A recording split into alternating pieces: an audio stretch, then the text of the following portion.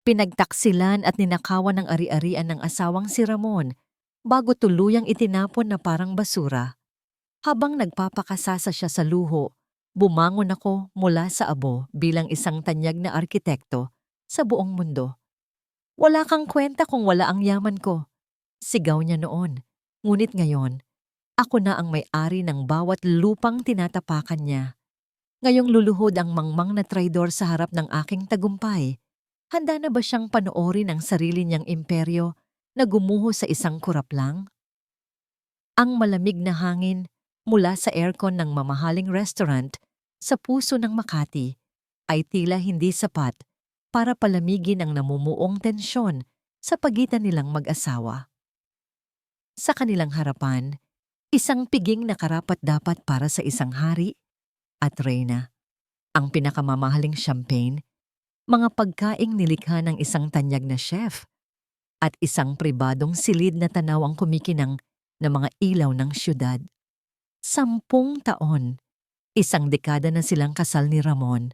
Ngunit para kay Elara Sandoval, ang gabing ito ay hindi parang isang selebrasyon. Ito ay parang isang paghuhukom. Happy 10th anniversary, my love, bati ni Ram. Itinaas ang kanyang kopita ng champagne. Ang ngiti sa kanyang mga labi ay kasing perpekto ng kanyang suot na mamahaling suit. Ngunit hindi ito umabot sa kanyang mga mata. Matagal nang hindi niya masilayan ang dating kislap doon. Happy anniversary, Ram! Sagot ni Elra, isang pilit na ngiti ang gumuhit sa kanyang mukha. Itinaas din niya ang kanyang kopita. Ang bigat nito sa kanyang kamay ay tila kabigat ng kanyang nararamdaman. Habang abala si Ram sa pagkukwento tungkol sa kanyang mga bagong tagumpay sa kumpanya, mga tagumpay na lingid sa kaalaman niya, ay si Elara ang nasa likod, ay tahimik na nag-vibrate ang telepono ni Elara sa kanyang kandungan. Isang mabilis na sulyap ang ipinukol niya rito. Isang emergency text mula sa kanilang international investor sa Singapore.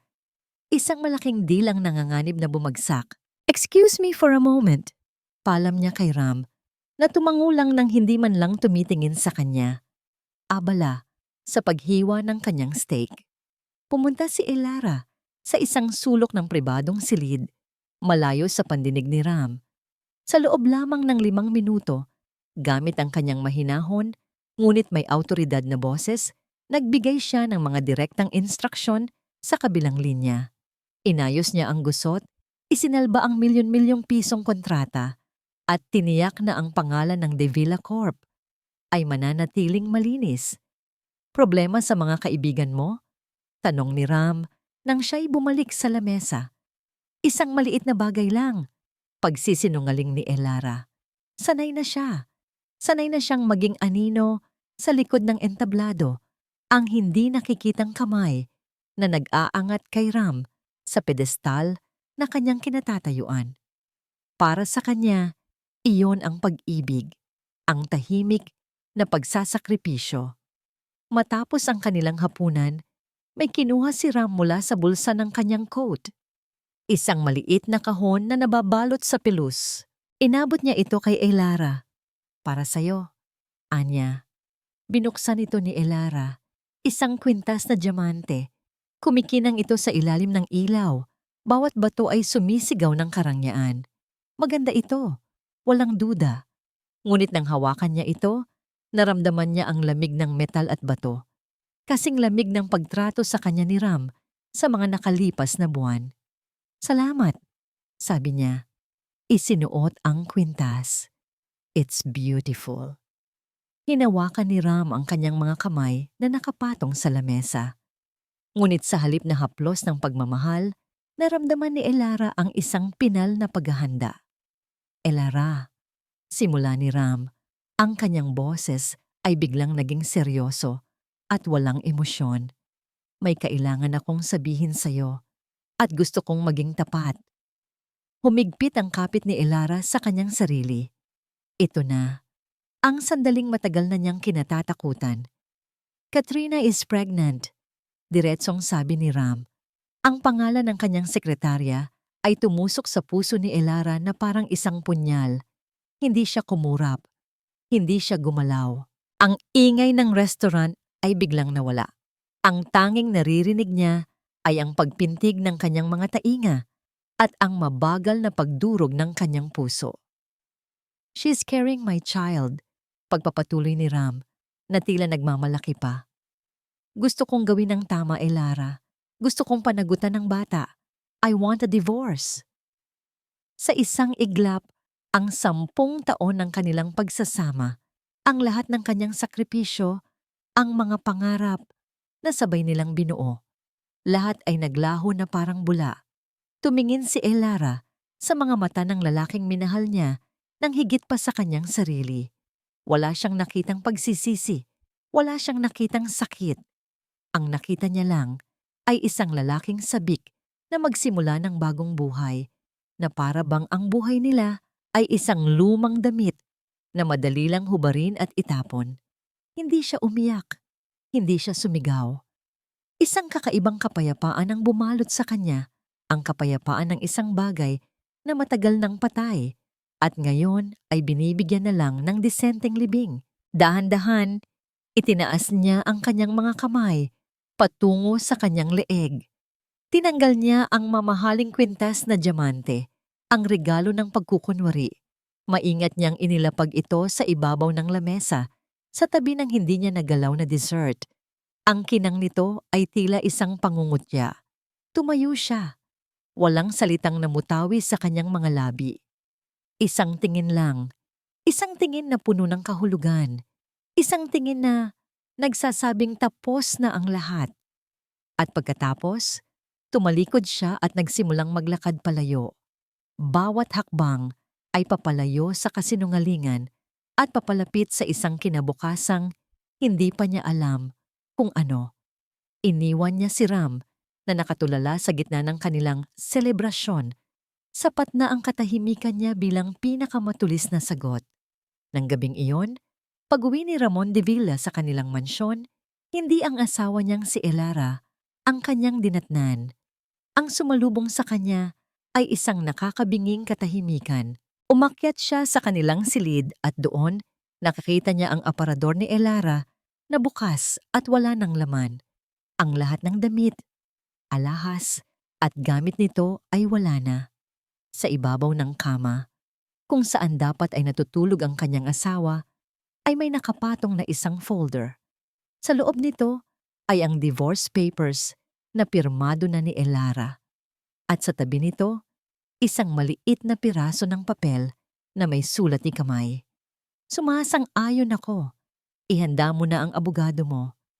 Para kay Ramon Ramdevilla, ang katahimikan na iniwan ni Elara ay, sa simula, isang biyaya. Walang iyakan, walang sigawan, walang mga tanong na mahirap sagutin. Isang malinis na paghihiwalay, ngunit habang papunta siya sa opisina ng kanyang abogado, kinaumagahan, ang katahimikang yon ay nagsimulang mag-iwan ng kakaibang pait sa kanyang panlasa. Masyadong madali. Ang pag-alis ni Elara ay hindi pag-alis ng isang pusong sawi. Ito'y parang pag-alis ng isang CEO na nag-resign mula sa isang kumpanyang hindi na niya pinaniniwalaan. "She's just in shock," bulong ni Ram sa sarili habang inaayos ang kanyang silk tie sa salamin ng elevator. Kapag naramdaman na niya ang pag-iisa, tatawag din yon, magmamakaawa. Ang kaisipang yon ang nagbigay sa kanya ng kumpiyansa. Siya ang may hawak ng lahat ng baraha. Pagpasok niya sa conference room ng law firm, naroon na ang kanyang abogado, si Attorney Mendoza, isang veteranong sanay sa mga maruruming laban ng mayayaman. Sa kabilang panig ng lamesa, nakaupo si Elara, kalmado at diretso ang tingin. Katabi ang isang babaeng abogado na hindi pamilyar kay Ram. Nakasuot si Elara ng isang simpleng itim na business suit. Walang bakas ng luha sa kanyang mga mata. Walang bahid ng pighati. Tila isa lang itong ordinaryong business meeting para sa kanya. "Magandang umaga, Ram," bati ni Elara. Ang kanyang boses ay pantay at walang emosyon. Hindi ito ang inaasahan ni Ram. Inaasahan niya ang isang babaeng wasak, ngunit ang nasa harapan niya ay isang estranghera. Let's get this over with. Malamig na sagot ni Ram, umupo sa tapat niya. Sinimula ni Attorney Mendoza ang usapan. Inilatag ang isang generous na alok. Isang settlement package na sa tingin ni Ram ay higit pa sa sapat para patahimikin si Elara. Ngunit bago pa man matapos si Mendoza, nagsalita na ang abogado ni Elara. My client appreciates the offer, but she has her own terms, sabi ng abogada. And they are non-negotiable. Napangisi si Ram. At ano naman yon? Tumingin si Elara sa kanyang abogado na siyang nagpatuloy. Tinatanggihan ni Mrs. Sandoval, soon to be Miss Sandoval again, ang anumang paghahati sa mga sumusunod na ari-arian. Ang mansyon sa Makati, ang 2 luxury cars na nakapangalan sa inyong dalawa, ang rest house sa Tagaytay, at ang mayoryang shares sa 3 sa mga subsidiary companies ng De Villa Corp. Natigilan si Ram. Maging si Attorney Mendoza ay napakunot ng noo. Ito ang mga pinakamalaking assets nila. Ito dapat ang sentro ng kanilang laban. Anong ibig sabihin niyan? Naguguluhang tanong ni Ram. Baliw na ba siya? Ang tanging hinihiling ng aking kliyente. Pagpapatuloy ng abogada, hindi pinapansin ang pambabastos ni Ram ay ang pagbabalik ng kanyang orihinal na capital investment sa De Villa Corp. 10 taon na ang nakalipas, ang eksaktong halaga in cash. Isang numero ang sinabi. Sa isip ni Ram, mabilis niyang kinwenta. Malaking pera iyon para sa isang ordinaryong tao, ngunit para sa kanya, para sa kabuuang halaga ng kanilang yaman, barya lang iyon. Isang maliit na presyo para sa kanyang kalayaan. Pumapayag ako. Mabilis na sagot ni Ram. Ayaw nang bigyan pa ng pagkakataon si Elara na magbago ng isip. Pakiramdam niya ay nanalo siya sa loto. Ang babaeng akala niya ay matalino ay nagpakita ng sobrang katangahan dahil sa wasak na puso. Habang inaayos ang mga papeles, hindi maalis ni Attorney Mendoza ang pagsulyap kay Elara. Tila sinusubukan basahin kung ano ang nasa isip nito. Ngunit nanatiling blangko ang mukha ni Elara. Paglabas nila ng conference room, isang pamilyar na boses ang sumalubong sa kanila. Ram baby, kumusta? Tapos na ba? Si Katrina Reyes. Nakatayo siya sa lobby, suot ang isang mamahaling bestida na lalong nagpapakita ng kanyang lumalaking tiyan. Ang kanyang nangiti ay puno ng tagumpay. Lumapit siya at kumapit sa braso ni Ram, isang malinaw na pag-angkin sa harap mismo ni Elara. Ang eksena ay perpektong inihanda para magdulot ng sakit ang pinagtaksilan at ang ipinalit magkaharap. Yes, baby. It's all done. Mayabang na sabi ni Ram. Hinapit si Katrina palapit sa kanya na parang isang tropeo. Tumingin siya kay Elara, nag-aabang ng reaksyon. Isang galit, isang hikbi, kahit anong palatandaan na nasasaktan ito. Ngunit wala. Tumingin lang si Elara kay Katrina, mula ulo hanggang paa, hindi nang iinsulto. Ngunit tila sinusuri ito, at sa isang iglap, isang emosyon ang dumaan sa kanyang mga mata. Isang bagay na hindi inaasahan ni Ram, awa. Pagkaawa. Pagkatapos ay ibinalik niya ang tingin kay Ram, at sa unang pagkakataon, mula nang magsimula ang lahat, isang maliit na ngiti ang sumilay sa kanyang mga labi. Isang ngiti na hindi abot sa kanyang mga mata. Isang ngiti na may bahid ng misteryo. Take care of him, Katrina, sabi ni Elara. Ang kanyang boses ay kalmado. He needs it. Nang walang dagdag na salita, naglakad na si Elara palayo kasama ang kanyang abogado. Ang tiktak ng kanyang mga takong ay umalingaw-ngaw sa tahimik na lobby. Bawat tunog ay tila isang pinal na pagpapaalam. Naiwan sina Ram at Katrina, ang tagumpay na naramdaman nila kanina ay biglang nabahira ng pagtataka. Anong ibig sabihin na nun? He needs it? Inis na tanong ni Katrina habang papasok sila sa sasakyan. Ang yabang niya. Akala mo kung sino. Hayaan mo na siya, baby, sabi ni Ram habang pinipirmahan ang tseke para sa capital investment ni Elara. Ang bawat letra ng kanyang pangalan na Isinusulat niya ay parang isang deklarasyon ng kanyang kalayaan. She's just a bitter old woman. Tingnan mo, ibinigay niya sa atin ang lahat. Ang bahay, ang mga sasakyan, lahat yan sa atin na. She got nothing. Ipinagdiwang nila ang kanilang panalo ng gabing iyon. Nagbukas sila ng pinakamahal na alak, pinag-usapan ang kanilang engrandeng kasal, at pinlano ang magiging buhay nila sa mansyon na dating tahanan ni Elara. Si Ram ay lasing sa tagumpay at alak. Panatag sa paniniwalang nailusutan niya ang pinakamalaking pagkakamali ng kanyang buhay nang walang gaanong pinsala. Ngunit habang natutulog siyang mahimbing katabi si Katrina, ang kanyang abogadong si Attorney Mendoza ay hindi mapakali sa kanyang opisina. May kung anong bumabagabag sa kanya. Binuklat niyang muli ang mga dokumento ng mga ari-arian na tinanggihan ni Elara. Sa unang tingin, mukha itong mga gintong mina. Ngunit sa mas malalim na pagsusuri, may mga nakatagong detalye, mga loan agreements, mga outstanding debts, mga amortization schedules na nakakabit sa bawat isa. Kinuha niya ang kanyang telepono at tinawagan si Ram. Sumagot ito na inaantok. "Ram, pasensya na sa abala," sabi ni Mendoza. Ang kanyang boses ay puno ng pag-aalala. "Yung mga papeles, I'm looking at them again." "Ano ang problema, attorney? Maayos na, di ba?" Naiiritang sagot ni Ram. Nag-alinlangan sandali si Mendoza bago sabihin ang katotohanang unti-unti niyang natutuklasan. "Kau Ram, kau kachak benyang kwan no udung ten kaktaysan. Mako elara buatu choy kong, toy-tay ko diuji do kong on." Sa kabilang linya, biglang nawala ang antok ni Ram. Ngunit ang pag-aalala sa boses ng kanyang abogado ay binaliwala niya, pinalitan ng kanyang lumalagong kayabangan.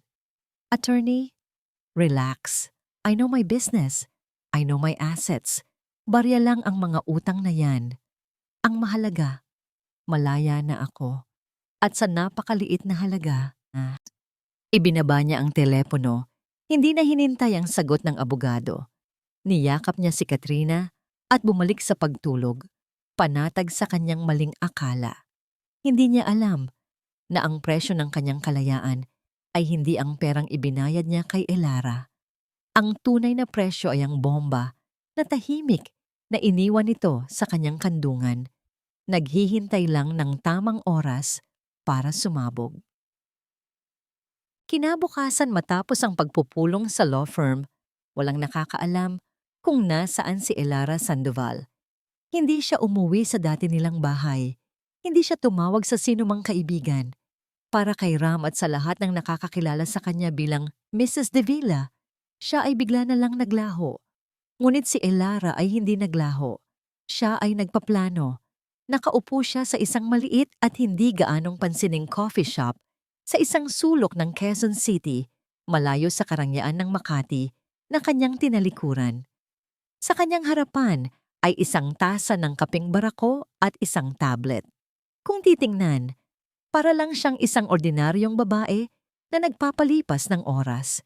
Ngunit sa screen ng kanyang tablet, hindi mga social media posts o litrato ang kanyang tinitingnan. Ang nakabukas ay mga komplikadong financial reports, mga spreadsheets na puno ng numero, at mga digital copies ng mga loan agreements na may selyo ng De Villa Corp. Bawat numero ay isang kwento ng walang habahas na paggasta, mga maling desisyon sa negosyo, at mga utang na maingat na ikinubli sa ilalim ng mga pangalan ng subsidiary companies. Ito ang mga ari-ari ang buong pagmamalaking inako ni Ram. Ang mansyon, ang mga sasakyan, ang rest house. Lahat ay may nakakabit na dambuhalang utang sa bangko. Mga utang na malapit ng maningil. Siya ang nag-apruba ng mga pautang na yun noon, gamit ang sarili niyang network, para lang mapagbigyan ang kapritsyo ni Ram. At ngayon, para itong isang bitag na siya mismo ang nag-setup. At si Ram, sa kanyang kasakiman, ay pumasok dito nang walang pag-aalinlangan. Isang mapait na ngiti ang gumuhit sa labi ni Elara. Hindi itong ngiti ng paghihiganti, kundi ng pagka-disappoint. Naalala niya ang unang beses na ipinakita sa kanya ni Ram ang plano para sa kanilang unang negosyo. Ito ay nakasulat sa isang tissue paper sa isang maliit na restaurant. Si Ram noon ay puno ng pangarap, puno ng apoy. Ang mga mata niya ay nagniningning sa tuwing pag-uusapan nila ang kanilang kinabukasan. Nahulog siya sa lalaking yon, ang nangangarap, ang palaban. Siya ang naging hangin sa ilalim ng mga pakpak nito. Tahimik na itinutulak ito pataas. Ngunit sa paglipad nito ng sobrang taas, nakalimutan na nito kung sino ang kasama niyang nagsimula sa lupa. Ang lalaking pinakasalan niya ay matagal nang namatay. Ang kaharap niya sa mga huling taon ay isang estrangherong sakim sa kapangyarihan. Maya-maya, isang lalaking nasa middle age na nakasuot ng barong ang lumapit sa kanyang lamesa. "Mami Lara," magalang na bati ni Mr. Salcedo, ang kanyang pinagkakatiwalaang financial advisor sa loob ng 15 taon bago pa man niya makilala si Ram. "Maupo ka, Berto," sabi ni Elara. "Nagawa ko na po ang lahat ng pinag-uutos ninyo. Ang pondo ay ligtas nang nailipat sa inyong New York account. Lahat ng koneksyon sa De Villa Corp ay formal nang pinutol," ulat ni Mr. Salcedo. Tiningnan niya si Elara nang may paghanga at pag-aalala. "Sigurado na po ba kayo rito? Patawarin niyo po ako, pero para niyo na pong ipinamigay ang imperyong kayo mismo ang nagtayo." Tumingin si Elara sa labas ng bintana ng coffee shop, pinanood ang mga taong naglalakad sa ilalim ng init ng araw. "Hindi ko ipinamigay, Berto. Isinuli ko lang ang isang sirang laruan." Isa pa, ang isang imperyong nakatayo sa pundasyon ng kasinungalingan ay babagsak din. Hindi ko na gustong maputikan kapag nangyari yon. Tumango si Mr. Salcedo. "Naiintindihan ko po. Matalino ang ginawa ninyo. Hindi niya malalaman kung ano ang tumama sa kanya hanggang sa huli na ang lahat. This isn't about hitting him, Berto." Paglilinaw ni Elara, ang kanyang boses ay mahinahon ngunit matatag. "It's about letting gravity do its work." Makalipas ang ilang oras, nasa Ninoy Aquino International Airport na si Elara. Isang maliit na maleta lang ang kanyang dala. Walang alahas, walang mamahaling damit.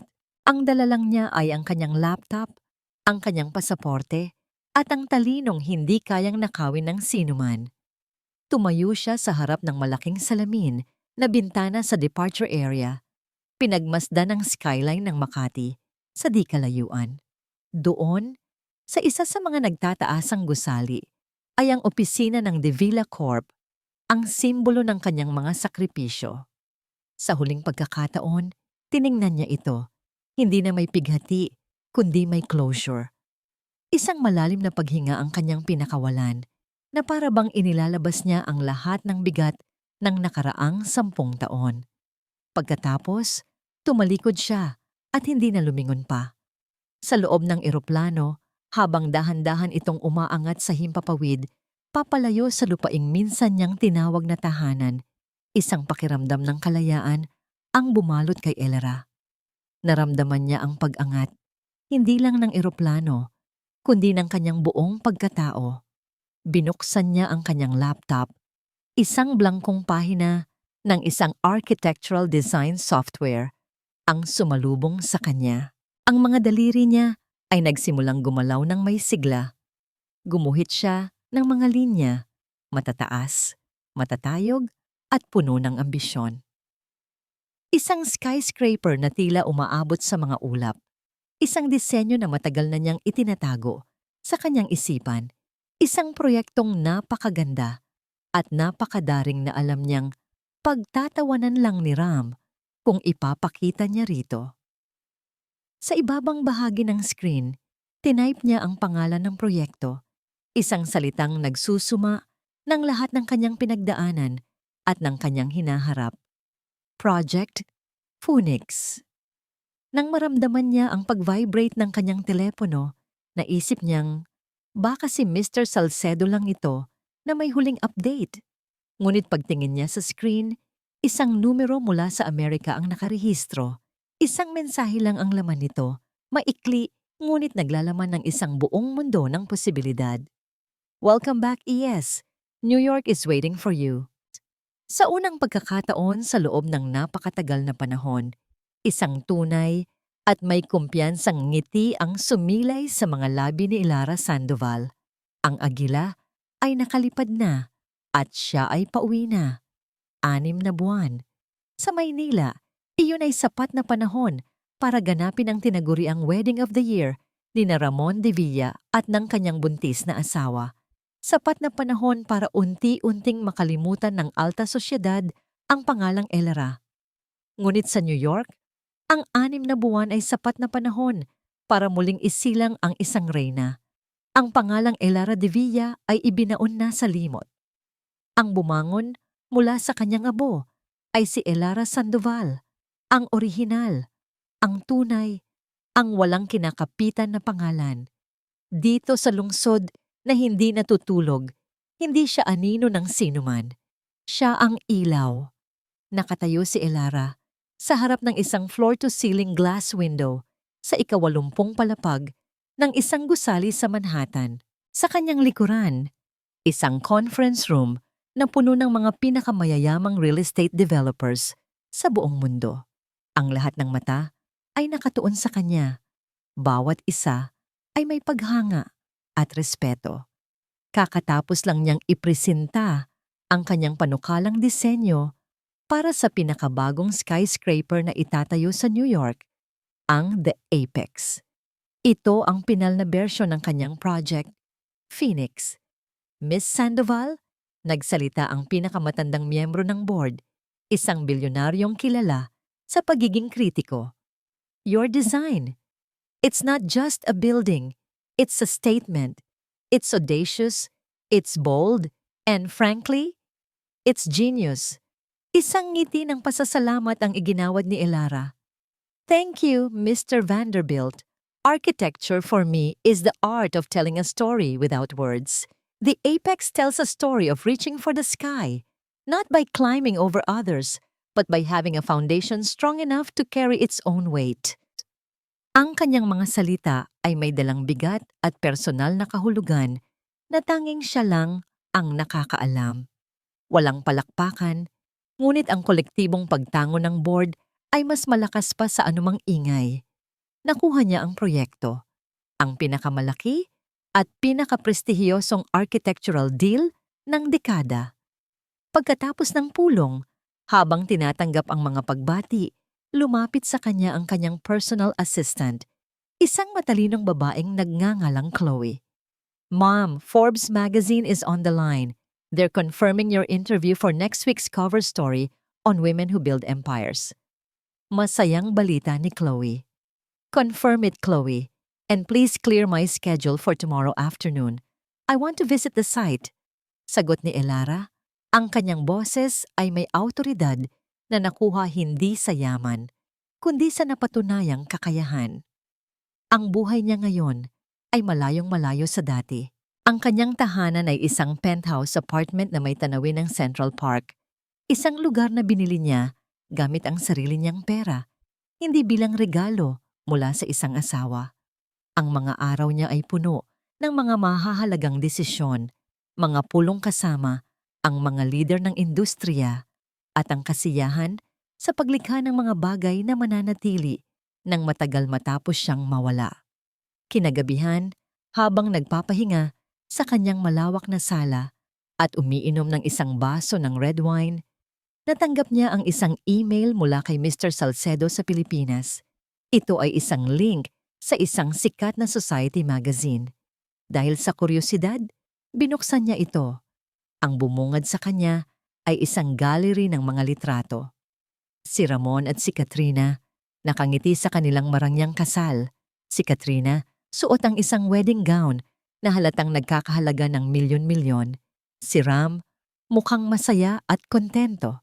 Ang headline ay nagsasabing, A Union of Power and Passion, the De Villarreyes Nuptials.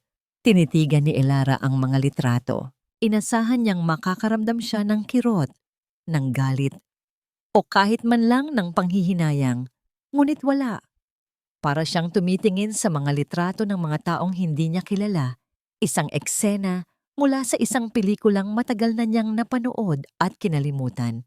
Ang tanging naramdaman niya ay isang banayad na lungkot, hindi para sa kanyang sarili, kundi para kay Ram. Isang lungkot para sa lalaking ipinagpalit ang tunay na ginto para sa isang kumikinang na piraso ng bubog. Isinara niya ang browser at nilapag ang kanyang tablet. Hindi karapat-dapat sa kanyang oras, hindi karapat-dapat sa kanyang espasyo. Tinanaw niya ang mga ilaw ng New York mula sa kanyang bintana, ang syudad na sumalo sa kanya noong siya'y bumagsak at nagbigay sa kanya ng pagkakataong lumipad ng mas mataas. Biglang tumunog ang intercom. Si Chloe. "Mami Lara, sorry to disturb you this late." Sabi nito, may pag-aalinlangan sa boses.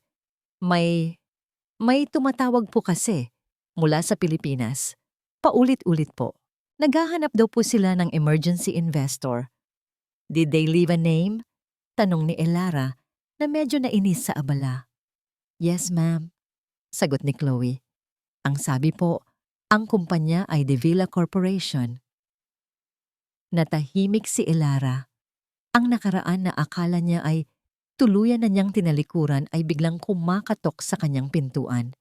Ngunit hindi ito katok ng isang kaibigan. Ito ay katok ng isang pulubi. Isang ngiti ang sumilay sa kanyang mga labi. Isang ngiti na ngayon ay may bahid ng ironiya. "Chloe," sabi ni Elara, ang kanyang boses ay kalmado at desidido. "Take a message, and from now on, any calls from that company, send them straight to my spam folder." Para kay Ramon de Villa, ang unang 6 na buwan ng kanyang bagong buhay ay isang panaginip. Ang kasal, ang atensyon ng media, ang pagkakaroon ng isang batang asawa sa kanyang tabi, lahat ay nagsilbing pampalakas sa kanyang ego. Pakiramdam niya ay nasa tuktok siya ng mundo, isang hari sa kanyang sariling kaharian.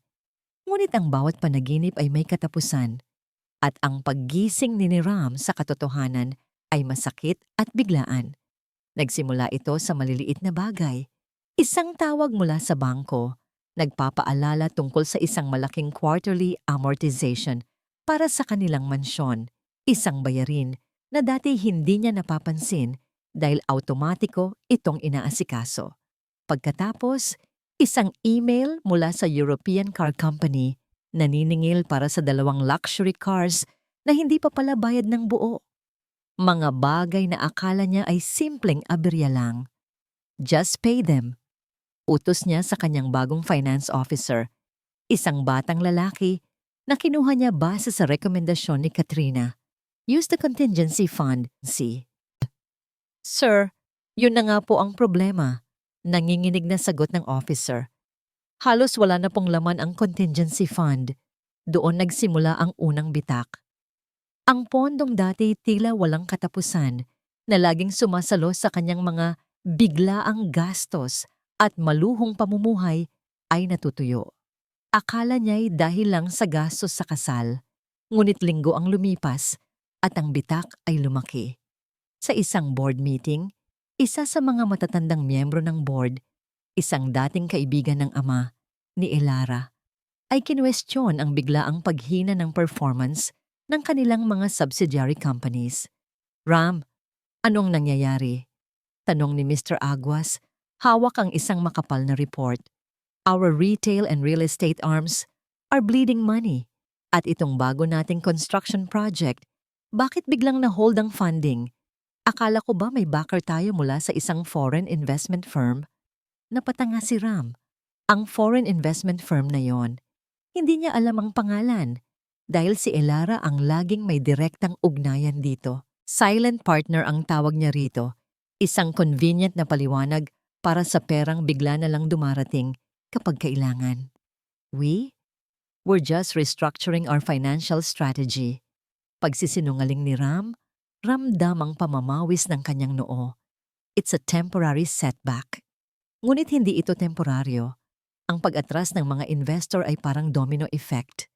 Ang mga proyektong dati madali niyang napopondohan ay biglang naging isang malaking sakit ng ulo. Ang mga koneksyon na dati isang tawag lang ang layo ay biglang naging abala o hindi na matawagan. Ang pangalang De Villa na dati nagbubukas ng lahat ng pinto ay unti-unti nang nawawalan ng mahika. Sa unang pagkakataon sa kanyang buhay, naramdaman ni Ram ang tunay na bigat ng pagpapatakbo ng isang kumpanya nang walang safety net. Ang stress sa opisina ay nadadala niya hanggang sa pag-uwi. Ang mansyon na dati simbolo ng kanyang tagumpay ay nagiging isang hawla ng kanyang mga problema. At sa loob ng hawlang iyon, may isa pang problema. Si Katrina, ang dating malambing at maunawaing sekretarya, ay naging isang gastador na asawa. Araw-araw, may dumarating na delivery ng mga designer bags, sapatos, at alahas.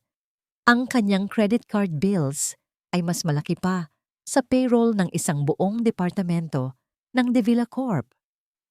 Baby, kailangan nating maghinay-hinay sa paggastos, sabi ni Ram isang gabi, pagkatapos makita ang isang resibo para sa isang 500,000 na handbag.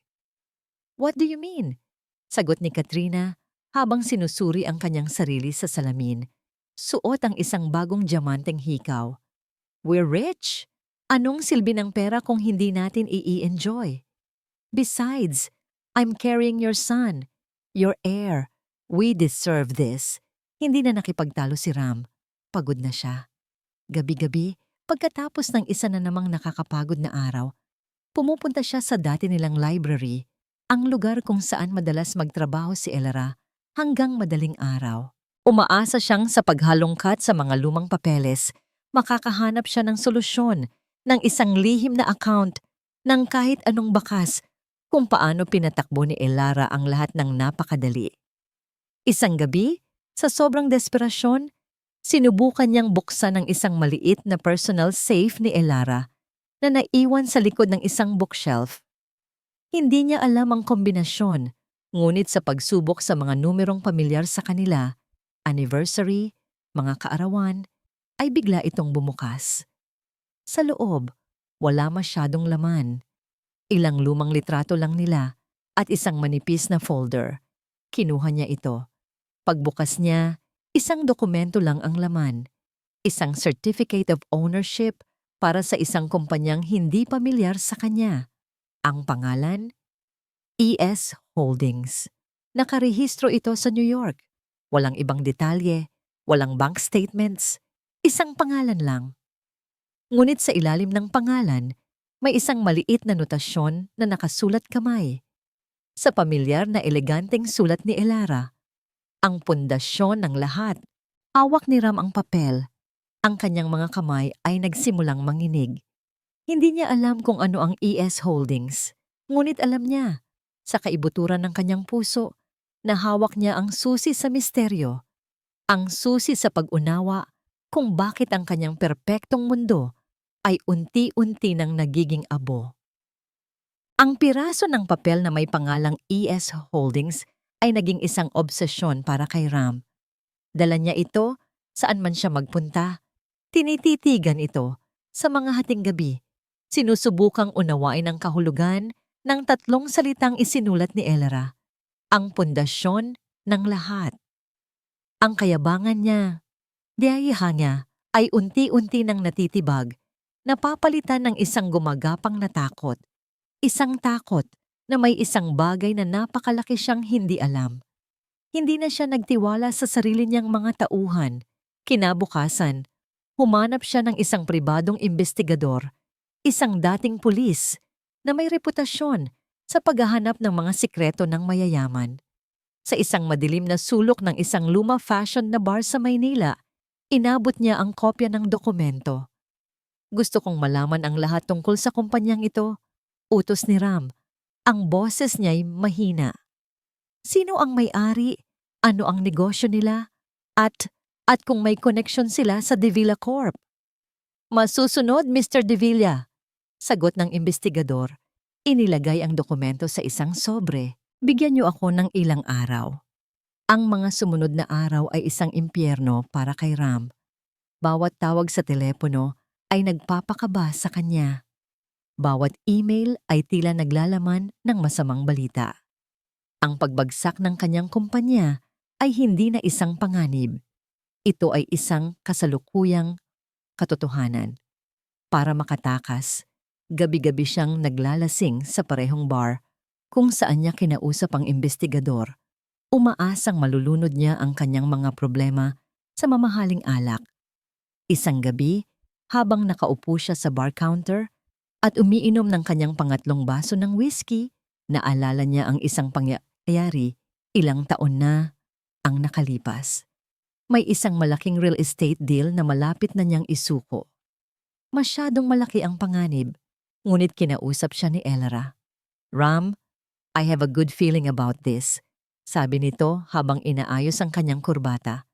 "Sometimes, the biggest risks yield the greatest rewards. Trust me on this one." Sinunod niya ito, kalahating nag-aalinlangan.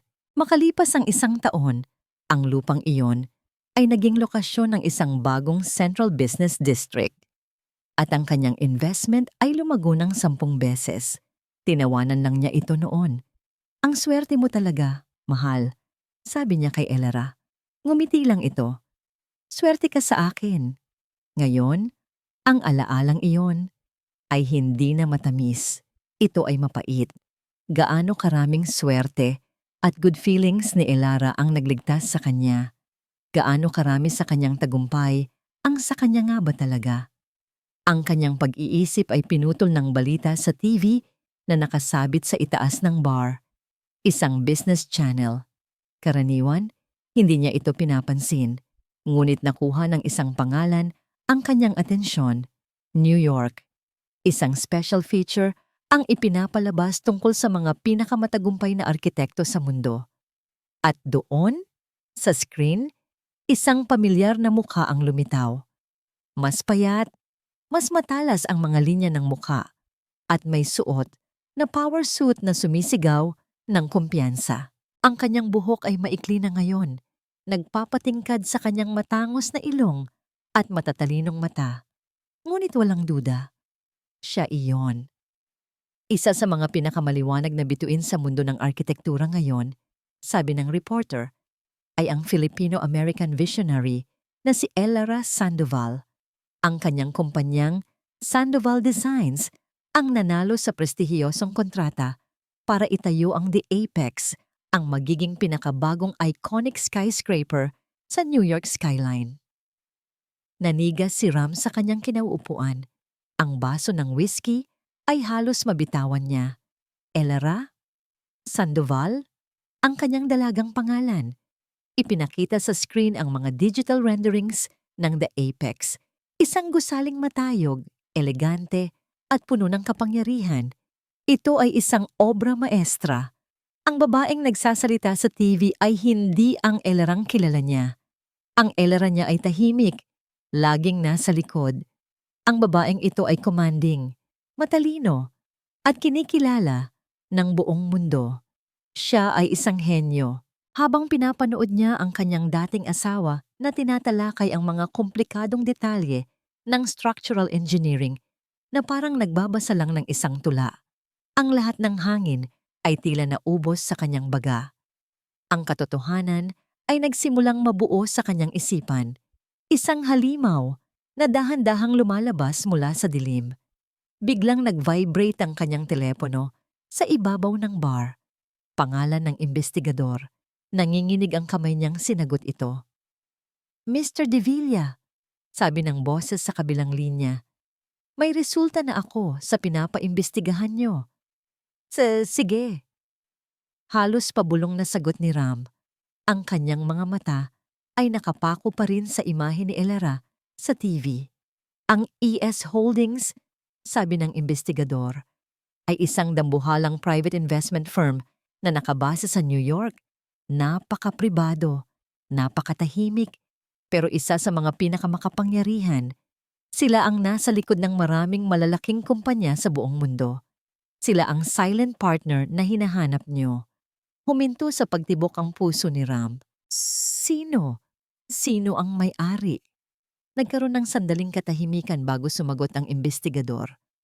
Mahirap hanapin, pero nakumpirma ko na. Ang nag-iisang may-ari at founder ay isang babaeng nagngangalang Elara Sandoval. Sa isang iglap, ang lahat ay nag-ugnay-ugnay. ES Holdings, Elara Sandoval, ang swerte, ang silent partner, ang pera na laging dumarating, ang pagtanggi niya sa mga ari-arian, ang nangiti niyang puno ng awa. Lahat. Hindi siya ang anino sa likod ng kanyang tagumpay. Siya ang entablado. Siya ang teatro. Siya ang lahat. At siya si Ramon de Villa ay isa lamang aktor. Isang aroganteng aktor na naniwalang siya ang bida. Hindi alam na ang buong script ay isinulat ng babaeng kanyang itinakwil. Bumagsak ang kanyang ulo sa bar counter, ang tunog ng pagtawa at pag-uusap sa paligid niya ay nawala. Ang tanging naririnig niya ay ang malakas na kabog ng kanyang dibdib. Tapos na siya. "Sir?" Muling sabi ng imbestigador sa telepono. "May isa pa po." Bilang bahagi ng aking imbestigasyon, nakakuha ako ng impormasyon sa mga galaw nila ngayon. Ayon sa aking source, ang ES Holdings ay biglang nag-utos ng isang full capital withdrawal mula sa lahat ng kanilang assets sa Southeast Asia. At kasama na po dyan ang De Villa Corporation. Ibinaba ni Ram ang telepono. Hindi niya kailangang marinig ang iba pa. Ang bomba ay sumabog na. Ang pundasyon na ngayon lang niya nalaman na umiiral ay bigla na lang binawi mula sa ilalim ng kanyang mga paa. Ang pagkatuklas sa katotohanan tungkol kay Elara ay nag-iwan kay Ram na parang isang basag na salamin. Nakikita pa rin ang sarili, ngunit ang imahe ay watak-watak at hindi na muling mabubuo. Ang arogansya niya ay napalitan ng malalim na takot at pagkalito. Pumasok siya sa opisina kinabukasan na tila isang multo.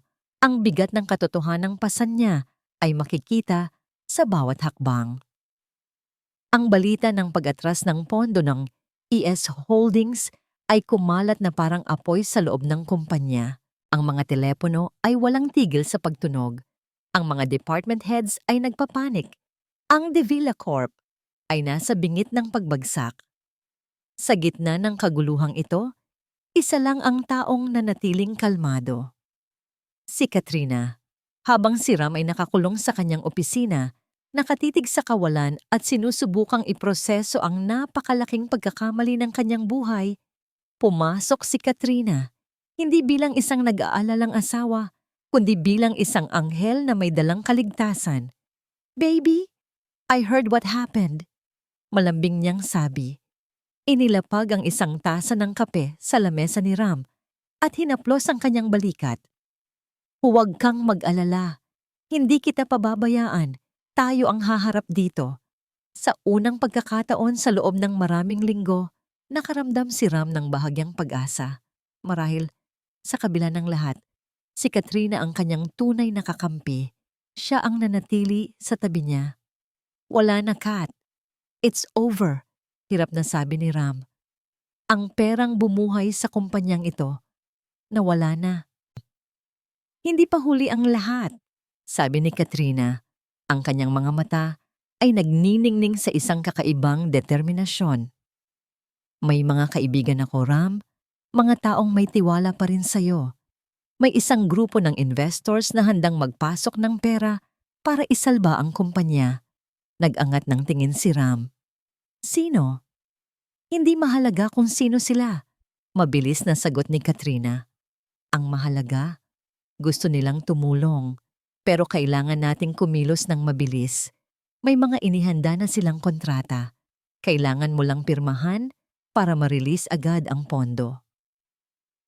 Inilapag ni Katrina ang isang makapal na folder sa lamesa. Sa sobrang pagkalito at desperasyon, hindi na nag-isip si Ram.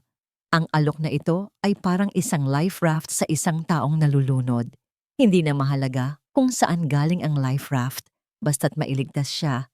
"This will consolidate some of our remaining assets into a new holding company," paliwanag ni Katrina habang binubuklat ang mga pahina.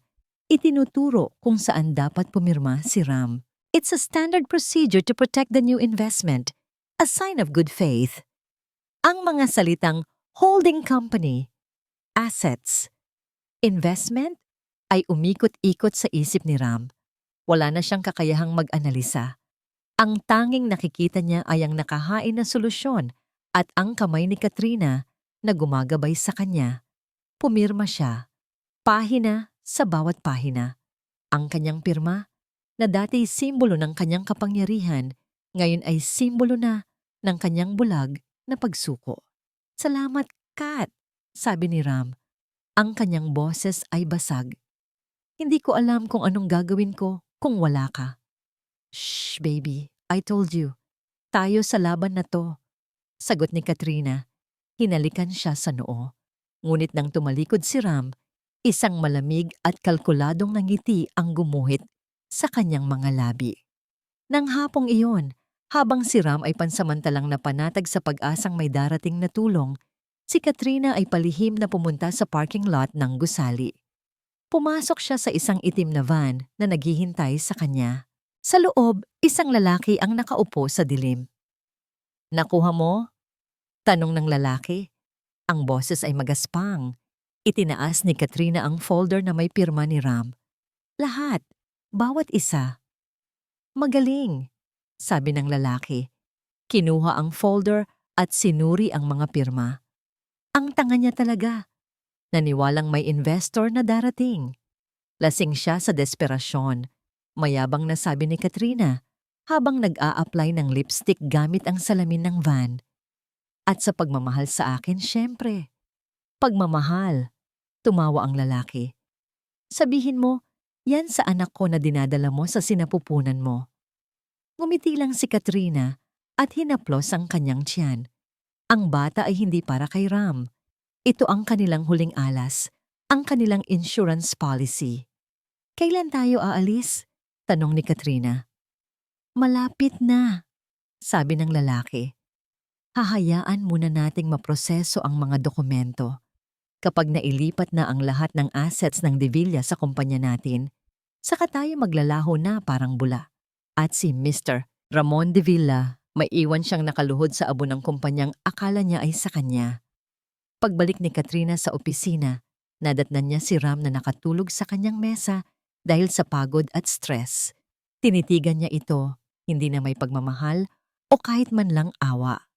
Tinitigan niya ito na parang isang bagay na ginamit at malapit ng itapon. Kinuha niya ang kanyang telepono at nagpadala ng isang text message sa lalaki sa van. Ang mensahe ay maikli, ngunit malinaw. Kumagat na ang isda. Maghanda na tayong dumaong. Ang bitag ay nakasara na. At si Ram, sa kanyang paghahanap ng kaligtasan, ay pumasok lamang ng mas malalim sa kadiliman. Ang pag-asa na dala ng mga pinirmahang kontrata ni Ram ay panandalian lamang. Lumipas ang 2 araw, ngunit walang pondong dumating. Ang mga tawag mula sa investors na ipinangako ni Katrina ay hindi kailanman nangyari. Ang katahimikan ay mas nakakabingi kaysa sa ingay ng kaguluhan. Baby, are you sure about this?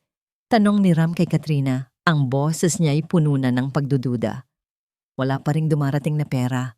The board is calling for an emergency meeting tomorrow. They're going to oust me. Relax, Ram. Banks take time. Sagot ni Katrina. Ngunit ang kanyang mga mata ay mailap. Palagi siyang may kausap sa telepono. Mga pabulong na pag-uusap na agad niyang tinatapos kapag lumalapit si Ram. Just trust me. Everything is under control. Ngunit walang anumang bagay na nasa ilalim ng kontrol. Kinaumagahan, bago pa man magsimula ang nakatakdang board meeting, ang impyerno ay bumukas. Isang grupo ng mga lalaking nakasuot ng barong ang biglang pumasok sa executive floor ng De Villa Corp. Sila ay mga ahente mula sa National Bureau of Investigation. May dalang search warrant at freeze order para sa lahat ng accounts ng kumpanya. Nagsimula ang kaguluhan. Ang mga empleyado ay nagsisigawan. Ang mga ahente ay nagsimulang kumpiskahin ang mga computer at mga kahon ng dokumento. Si Ram, napapalabas pa lang ng elevator, ay sinalubong ng eksena. Anong nangyayari dito? Nalilitong tanong niya. Isang ahente ang lumapit sa kanya. Mr. Ramon De Villa? Iniimbitahan ka namin sa aming opisina para sa ilang katanungan. Ang Devilla Corporation ay nasa ilalim ng investigasyon para sa mga kaso ng large-scale fraud at money laundering. Fraud, money laundering. Ang mga salita ay umalingaw-ngaw sa isip ni Ram na parang putok ng baril. Paanong nangyari iyon? There must be a mistake. Sigaw niya. I am the CEO of this company. Wala kaming ginagawang iligal. Sinubukan niyang pumasok sa kanyang opisina. Ngunit hinarang siya ng 2 security guard ng gusali. Sumusunod sa utos ng mga ahente. Ang sarili niyang mga empleyado ay tinitingnan siya. Hindi na may respeto, kundi may halong takot at pagkasuklam. Sa isang iglap, siya ay naging isang kriminal sa sarili niyang kaharian. Ang unang pumasok sa isip niya ay si Katrina. Kailangan niya itong mahanap. Siya ang may alam sa mga kontrata. Siya ang makakapagpaliwanag ng lahat. Kinuha niya ang kanyang telepono at tinawagan ito. Nagring ito ng ilang beses bago mapunta sa voicemail. Sinubukan niya ulit. Voicemail at ulit voicemail. Isang malamig na takot ang gumapang sa kanyang likod. Tumakbo siya palabas ng gusali. Hindi na pinapansin ang mga sigaw ng mga ahente. Sumakay siya sa kanyang kotse at pinaharurot ito pauwi sa kanilang mansyon. Pagdating niya, ang malaking gate ay nakabukas. Ang pinto ng bahay ay hindi nakalock. Pagpasok niya, isang nakakabinging katahimikan ang sumalubong sa kanya. Katulad ng katahimikang iniwan ni Elara, 6 na buwan na ang nakalipas. Katrina! Sigaw niya. Ang kanyang boses ay umalingaw-ngaw sa walang lamang foyer. Katrina! Nasaan ka? Umakyat siya sa kanilang silid. Ang eksena ay isang déjà vu. Ang walk-in closet ni Katrina ay bukas at walang laman. Ang mga alahas, ang mga designer bags, ang mga sapatos, lahat ay wala na. Naglaho na parang bula. Napasalampak si Ram sa sahig. Ang lakas ay tuluyang nawala sa kanyang mga tuhod. Niloko siya. Nilinlang. Ang mga kontratang pinirmahan niya. Hindi iyon para sa kaligtasan. Iyon ang kanyang death warrant. Ang mga dokumentong yon ang naglipat ng lahat ng natitirang malinis na yaman ng Devilla Corp. Sa mga kamay ni Katrina at ng mga kasabwat nito, habang iniiwan sa kanya ang lahat ng utang at mga ilegal na transaksyon. Ginamit siya. Ginamit siya ng husto. Habang nakaupo siyang tulala sa sahig, sa gitna ng mga abo ng kanyang nawasak na buhay, biglang nagring ang kanyang telepono. Isang hindi pamilyar na numero. Nanginginig niyang sinagot ito. Hello? Is this Mr. Ramon Devilla? Tanong ng isang boses ng babae. Tumatawag po ako mula sa St. Luke's Medical Center. Nakaschedule po kasi for delivery ang asawa ninyo.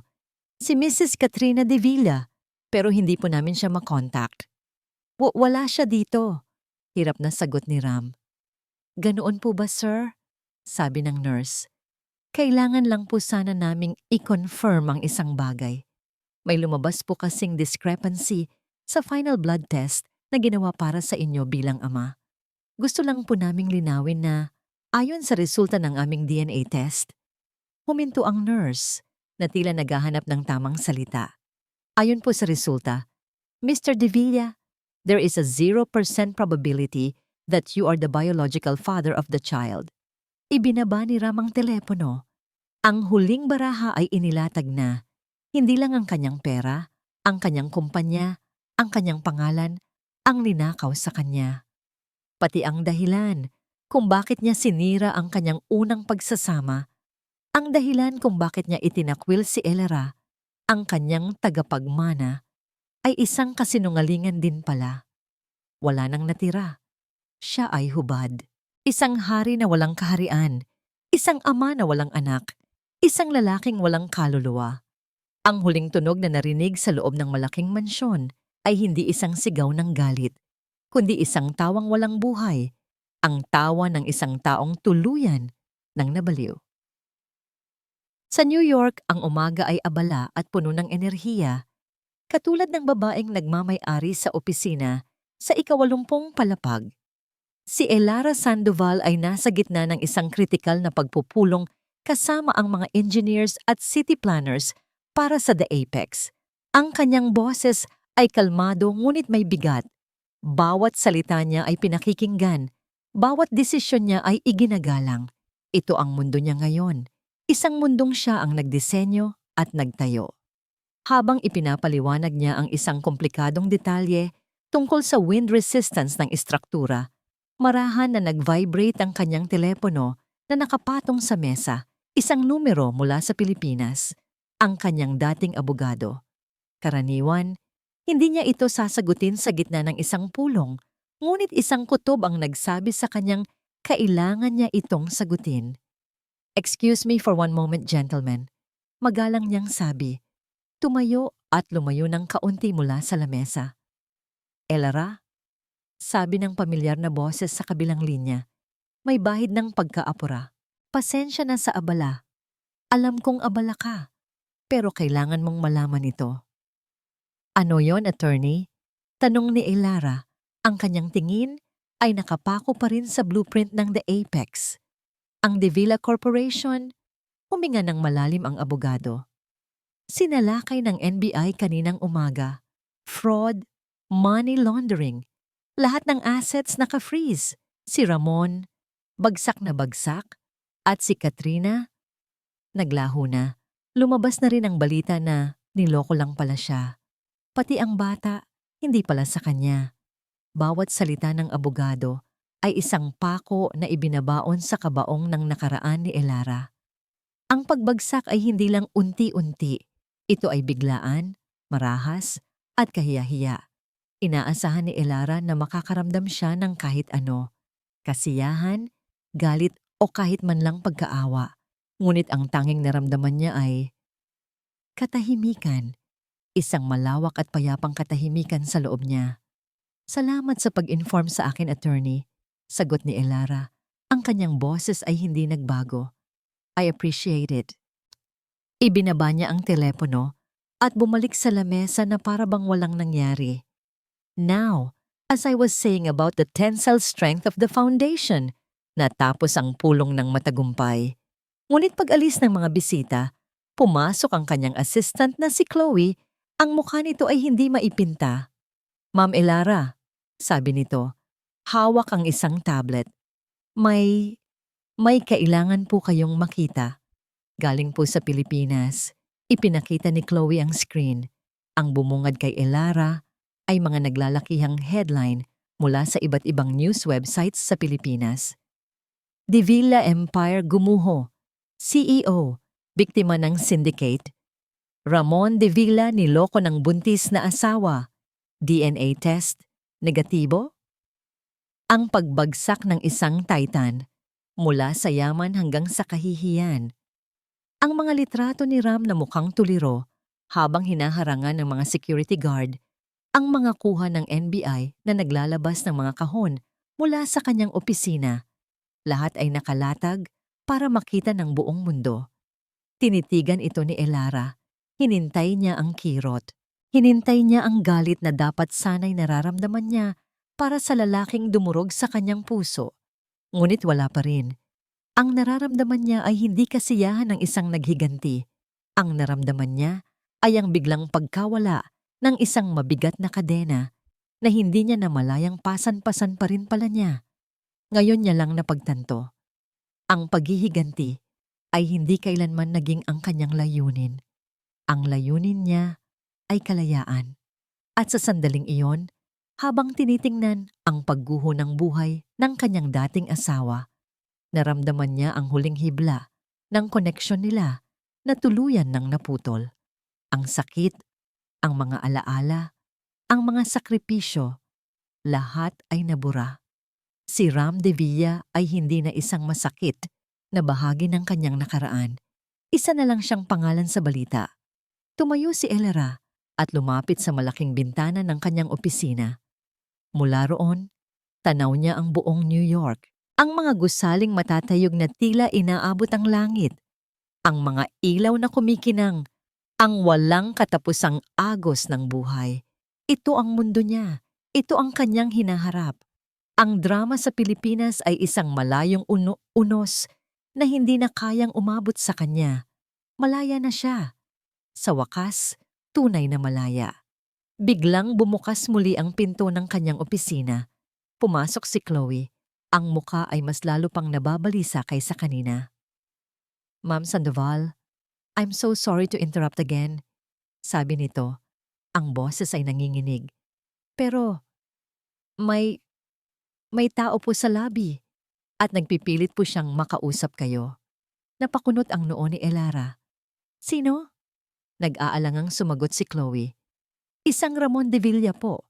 Ang sabi niya, kailangan niya kayong makita. Ang pangalang Ramon de Villa na sinambit sa loob ng kanyang opisina sa New York ay parang isang multo mula sa ibang buhay. Saglit na natahimik si Elara, ang isip niya'y naglakbay pabalik sa loob ng wala pang isang segundo. Sa restaurant, sa law office, sa lahat ng sakit. Pagkatapos, huminga siya ng malalim. Ang katahimikan sa loob niya ay naging isang matibay na pader. Let him in, Chloe. Sabi niya, ang kanyang boses ay kalmado at walang bahid ng pag-aalinlangan. But ma'am, pag-aalala ni Chloe. It's all right. Give us 15 minutes. No interruptions. Tumango si Chloe at lumabas. Umupo si Elara sa likod ng kanyang malaking mesa na gawa sa salamin at bakal. Isang trono na siya mismo ang lumikha. Hinintay niya ang pagdating ng lalaking minsan niyang tinawag na kanyang mundo. Nang bumukas ang pinto, ang pumasok ay hindi ang Ramo de Villa na kanyang kilala. Hindi ang arogante at makisig na CEO na laging nakasuot ng mamahaling damit. Ang lalaking nakatayo sa kanyang harapan ngayon ay mukhang gusgusin. Ang kanyang suit ay lukot, ang kanyang buhok ay magulo, at may makapal na balbas sa kanyang mukha. Ngunit ang pinakamalaking pagbabago ay nasa kanyang mga mata. Ang dating kislap ng kayabangan ay napalitan ng desperasyon at malalim na kahihiyan. Napatanga si Ram pagpasok niya. Ang lawak, ang ganda, ang kapangyarihan ng opisina ni Elara ay sumampal sa kanya.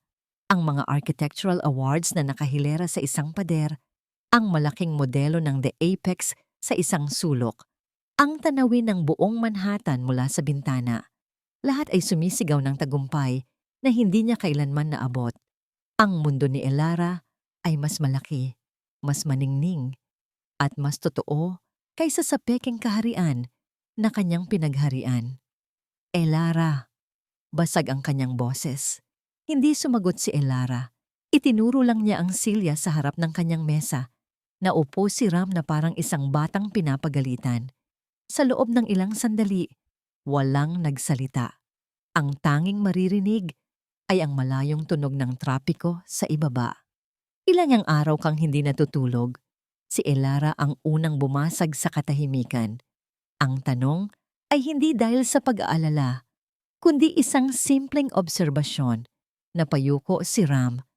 Elara, I'm sorry. Ang mga salitang iyon na minsan niyang hinintay na marinig ay wala ng epekto ngayon. Para saan? Tanong ni Elara. Ang kanyang boses ay malamig na parang yelo. Para sa pagtataksil mo? Para sa pag-iwan mo sa akin? Para sa isang babaeng buntis na hindi pala sa'yo ang dinadala? O para sa katangahan mong isuko ang lahat para sa isang kasinungalingan? Bawat tanong ay isang sampal. Bawat salita ay tumagos sa puso ni Ram. Lahat. Halos pabulong niyang sagot. Sorry para sa lahat. Tumulo ang luha mula sa kanyang mga mata. Mga luhang totoo. Mga luhang puno ng pagsisisi. Nabulag ako, Elara. Nabulag ako sa pera. Sa kapangyarihan. Sa lahat ng akala ko ay ako ang naghirap. Hindi ko alam. Hindi ko alam na ikaw pala ang lahat. Itinaas niya ang kanyang tingin. Ang kanyang mga mata ay nagmamakaawa. Tulungan mo ako, Elara. Please. Kahit kaunti lang. Para lang makapagsimula ulit. Alam kong wala na akong karapatan. Pero pinagsasamahan natin. 10 taon. Ni hindi kumibo si Elara. Hinayaan niya lang itong magsalita. Hinayaan niyang ilabas ang lahat ng kanyang kahinaan. Nang matapos si Ram, tumayo si Elara at lumapit sa bintana. Tinalikuran ito. 10 taon.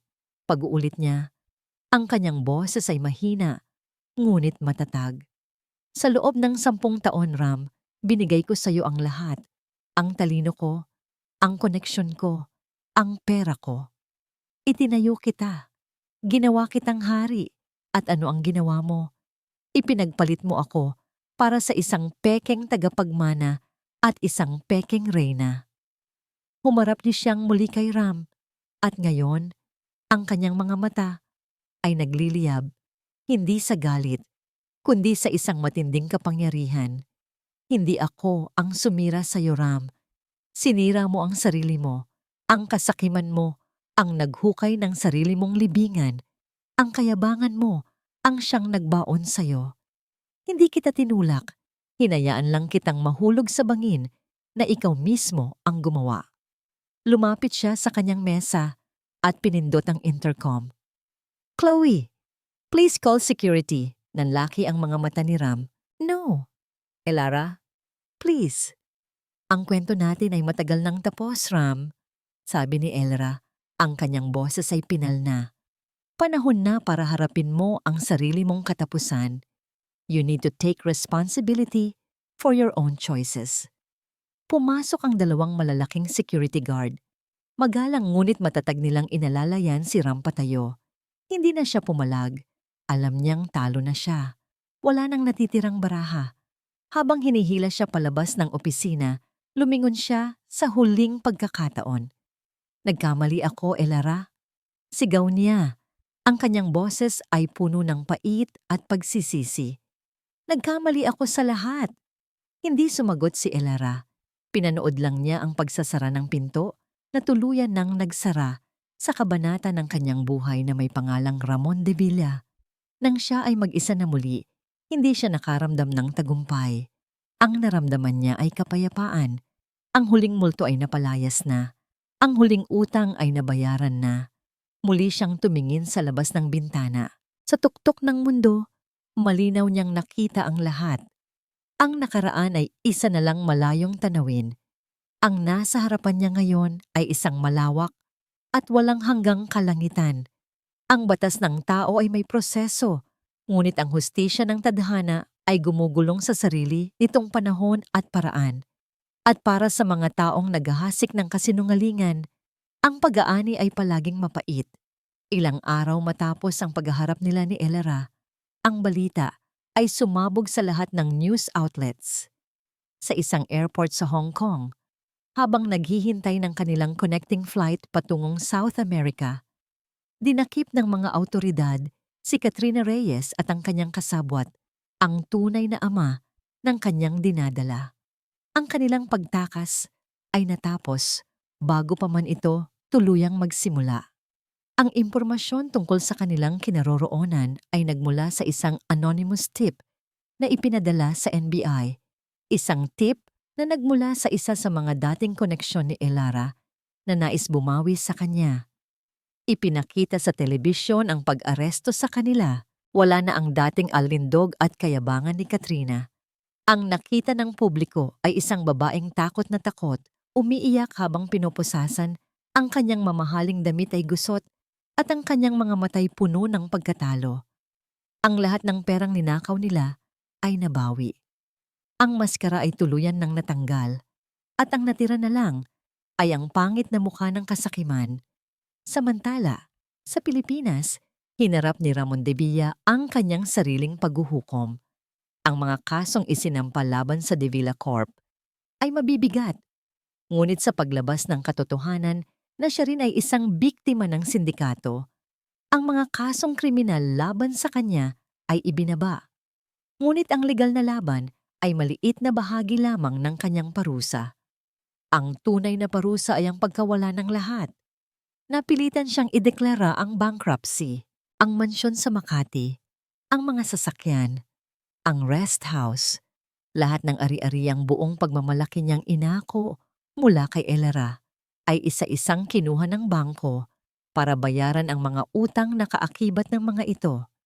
Ang pangalang De Villa, na dati kasing kahulugan ng yaman at kapangyarihan, ay naging simbolo ng kahihiyan at kabiguan.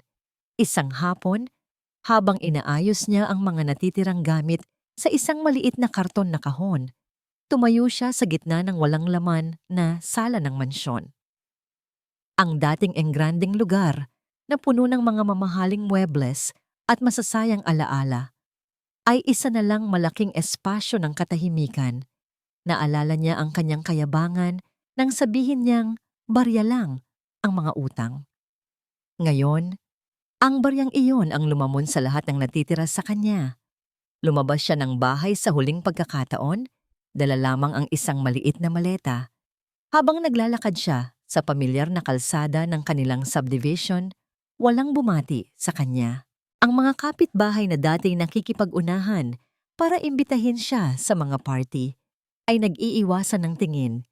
Isa na siyang estranghero sa mundong minsan niyang inari.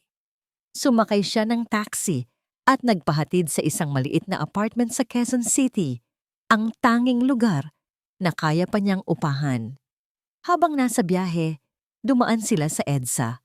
Sa isang dambuhalang electronic billboard, isang pamilyar na mukha ang kanyang nakita. Si Elara. Larawan niya ito para sa cover ng Forbes magazine, nakatayo sa harap ng blueprint ng The Apex. Ang headline sa ilalim, Elara Sandoval, the woman who built her own empire. Napayuko si Ram. Hindi galit o inggit ang kanyang naramdaman. Isang malalim at matinding pagsisisi. Itinayo ni Elara ang kanyang imperyo sa talino at integridad. Siya naman, sinubukan niyang angkinin ang imperyong iyon at nawasak niya ito.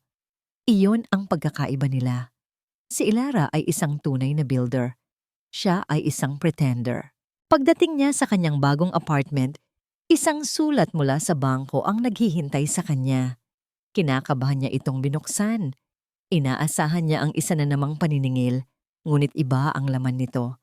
Isang abiso na ang kanyang mga natitirang personal na utang, ang mga maliliit na credit card debts na posibleng magpakulong sa kanya, ay nabayaran na ng buo. Ayon sa sulat, ito ay binayaran ng isang anonymous benefactor. Napasalampak si Ram sa upuan. Alam niya kung sino. Walang iba. Si Elara. Hindi siya binigyan ni Elara ng pera para makabangon at maging mayaman muli. Binigyan siya nito ng isang bagay na mas mahalaga. Isang pagkakataon. Isang pagkakataong magsimula mula sa wala, nang walang utang na nakakabit sa kanyang pangalan. Binigyan siya nito ng kalayaan, ang parehong kalayaan na buong kayabangan niyang inakala na nakuha niya noong hiniwalayan niya ito. Sa unang pagkakataon, hindi dahil sa pagkawala ng yaman, kundi dahil sa isang maliit na akto ng kabutihan, si Ramon De Villa ay napaayak ng totoo. Umiyak siya para sa lalaking dati siya, para sa babaeng kanyang sinayang, at para sa buhay na hindi na niya maibabalik pa. Ang hustisya ng tadhana ay hindi palaging paghihiganti. Minsan, ito ay ang pagbibigay ng aral sa paraang hindi mo malilimutan. Lumipas ang 2 taon. Ang toreng bakal at salamin na tinawag na The Apex ay matayog ng nakatayo sa puso ng Manhattan, isang makinang na testamento sa henyo ng nagdisenyo nito.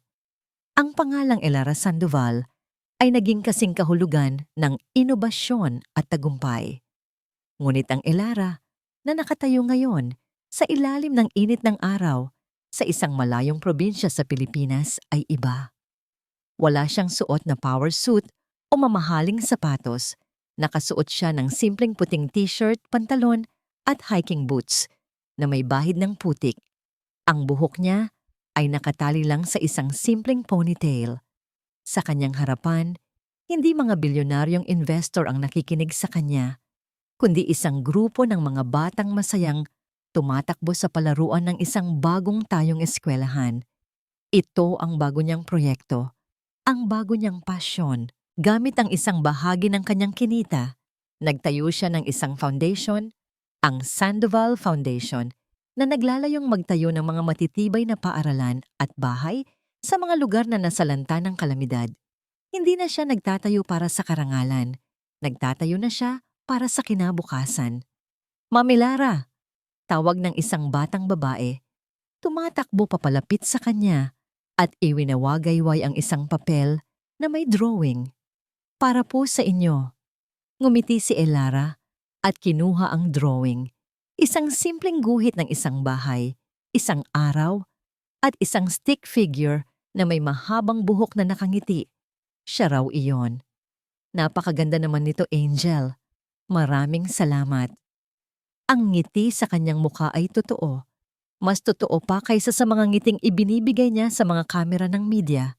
Dito, sa gitna ng pag-asa at mga pangarap ng mga bata, natagpuan niya ang isang uri ng kapayapaan na hindi kayang bilhin ng pera o katanyagan. Natagpuan niya ang tunay na pundasyon ng kanyang buhay.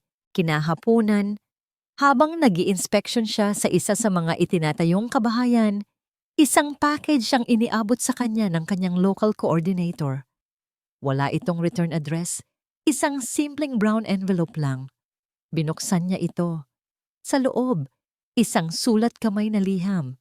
Ang sulat ay hindi na ang aroganteng sulat ng isang CEO, kundi ang simpleng sulat ng isang ordinaryong tao. Alam niya kung kanino galing. Elara, basa niya sa simula. Hindi ko alam kung makakarating ito sa'yo. Matagal kong pinag-isipan kung dapat ko bang isulat ito. Walang araw na hindi ko pinagsisihan ng lahat. Pero hindi ako sumusulat para humingi ng tawad dahil alam kong wala na akong karapatan doon. Sumusulat ako para magpasalamat. Salamat sa pagpapalaya mo sa akin sa mga utang ko. Ang perang yon, ginamit ko bilang puhunan para sa isang maliit na bookstore dito sa La Union. Simple lang ang buhay. Ako ang manager, ako ang janitor, ako ang lahat. Malayo sa buhay na dati kong pinangarap. Pero sa unang pagkakataon, masasabi kong ito ay akin. Galing sa sarili kong pawis. Iyon pala ang pakiramdam. Minsan, nakikita kita sa balita. I'm proud of you, Elara. You deserve all of it. Sana, balang araw, mapatawad ko rin ang sarili ko. Hanggang doon na lang. Ingat ka palagi. Nagpapasalamat, Ram. Tinitigan ni Elara ang liham. Walang bahid ng pait o galit sa kanyang puso. Ang lalaking sumulat nito ay hindi na ang Ramon de Villa na kanyang kinasuklaman. Isa na siyang tao na natuto sa kanyang mga pagkakamali. Dahan-dahan, tinupi niya ang sulat. Lumakad siya patungo sa isang maliit na siga kung saan nagsusunog ng mga tuyong dahon ang mga trabahador. Itinapon niya ang liham sa apoy. Pinanood niya itong maging abo at liparin ng hangin. Ang huling piraso ng kanilang nakaraan ay tuluyan ng naglaho. Tumayo siya sa isang maliit na burol, tanaw ang buong komunidad na kanyang tinutulungang itayo. Sa di kalayuan, ang araw ay dahan-dahan ng lumulubog. Nag-iiwan ng mga kulay kahel at lila sa kalangitan. Huminga siya ng malalim, nilanghap ang sariwang hangin ng probinsya. Ang pagbagsak ay masakit. Ang pagtataksil ay mapait. Ngunit sa huli, ang bawat pagtatapos ay isang pagkakataon para sa isang bagong simula. At si Elara Sandoval, ang babaeng minsan ay nawasak, ay hindi lang bumangon. Siya ay natutong lumipad ng mas mataas, hindi para patunayan ang kanyang halaga sa iba, kundi para hanapin ang tunay na kahulugan ng kanyang pagkatao. Sa paglubog ng araw, alam niya, sa kaibuturan ng kanyang puso, na siya ay buo, siya ay malaya, at siya ay taya. Sa huling yugto ng kwentong ito, malinaw na ang tunay na pagkatalo ay hindi ang pagkawala ng yaman, kundi ang pagkawala ng dangal. Ang pagbagsak ni Ramon de Villa ay bunga ng sariling kasakiman at kayabangan, isang paalala na ang tagumpay na itinayo sa panlilinlang ay tiyak na guguho. Sa kabilang panig, ang pag-angat ni Elara Sandoval ay hindi lamang isang matamis na ganti, kundi isang makapangyarihang patunay na ang sakit ay maaaring gawing pundasyon, bagong simula. Sa paglayo niya sa anino ng isang mapanlinlang na asawa, natuklasan ni Elara ang tunay niyang lakas, ang talento, integridad at tapang na maging malaya. Ipinapakita ng kwentong ito na ang kabutihan ay maaaring masaktan, ngunit hindi kailanman tuluyang matatalo, at darating ang araw na ito'y gagantimpalaan. Ngayon, nais naming itanong sa inyo, may sandali ba sa buhay ninyo na kinailangan ninyong piliin ang sarili kahit masakit? Kung kayo ang nasa kalagayan ni Elara, maglalakas loob ba kayong magsimula muli? At kayo, kumusta na kayo ngayon? Napapahalagahan ba ninyo ang sarili ninyo tulad ng nararapat? Kung may bahagi ng kwentong ito ang tumimo sa inyong puso, ibahagi ninyo sa comments. Mahalaga sa amin ang nararamdaman ninyo at narito ang channel na ito para makinig at sumuporta sa inyo.